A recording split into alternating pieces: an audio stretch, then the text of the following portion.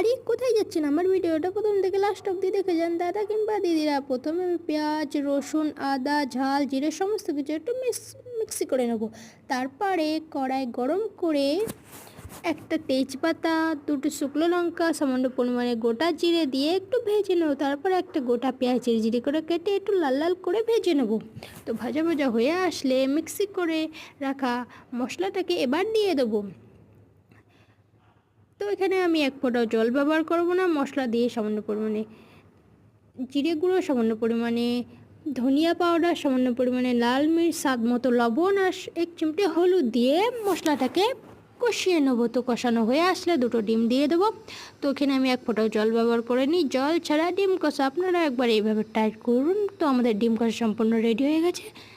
আপনারা একবার ট্রাই করে দেখুন, খুব সুন্দর লাগবে। আমার তো খুব ভালো লেগেছে। তো ভালো থাকুন, সুস্থ থাকুন, আমার চ্যানেলকে সাবস্ক্রাইব করে রাখুন। Tata, bye bye.